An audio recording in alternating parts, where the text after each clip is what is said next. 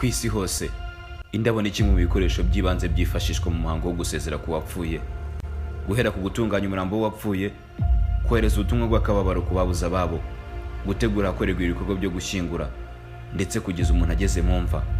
Aha hose indabo zirifashishwa, ariko se mu by'ukuri indabo zaba zisobanuye iki ku muntu wapfuye? Muri kiganiro cyo kuri uyu munsi wa none tugiye kugaruka ku busobanuro bw'indabo, impamvu zitangwa ku muntu wapfuye n'impamvu zishyirwa ku mva. Njye ndi Emmanuel Rukundo, mbahaye ikaze.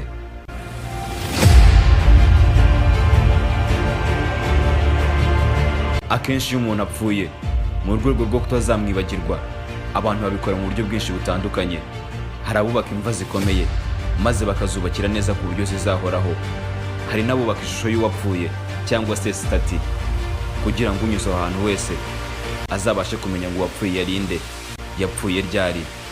Nyamara ibi byose mu gihe cyo kwibuka wa muntu na nyuma y'imyaka myinshi, abantu bakomeza kuzana indabo bakazishyira ku muntu wapfuye cyangwa se kuri ya mva y'uwapfuye. Ariko se mu by'ukuri ibi byose byaba bisobanura iki?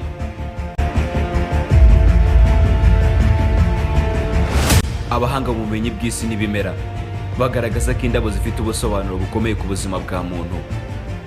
Ibi wabisanga mu gitabo Life and Death, The Power of Flowers.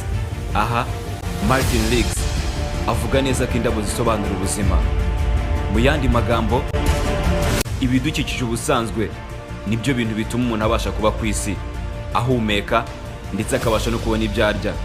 Kuri iyi ngingo ahanini turavuga ibimera, ari naho indabo zibarizwa, ariko kandi ntawakwirengagiza akamaro k'amazi. Muri iki gitabo rero Martin Riggs akomeza agaragaza ko kimwe n'abantu rero burya indabo ziramera, zigakura, zigasaza. Nk'aho ibi bidahagije, iki kandi kitubera ikimenyetso cyerekana ko twe dusigaye tugifite igihe cyo kumenya ubwiza bwo kuri iyi si, ariko kandi bikatubera n'umwanya wo kwibuka iyi roho iba yatuvuyemo. Burya nta magambo runaka yasobanura agahinda. Iyo twatakaje umuntu akava mu buzima, biragora kubona icyo uvuga ngo wumve uruhutse cyangwa usobanure neza ibyabaye.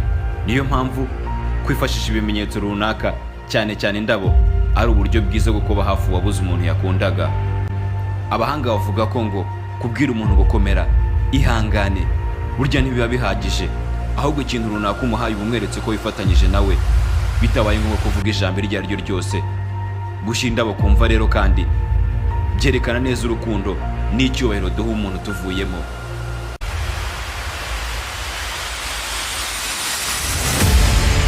Gushyira indabo ku mva kandi burya ni ikimenyetso gikomeye cyerekana ko uwo muntu ukomeje kumwibuka. Iyi ni indi ngingo isobanura neza ko burya gushyira indabo ku mva biruta gukora ibirori runaka byo kwibuka uwo muntu, bwo kugenda ukahashyira ikintu runaka ari iby'agaciro gakomeye kuruta ibindi bintu byose.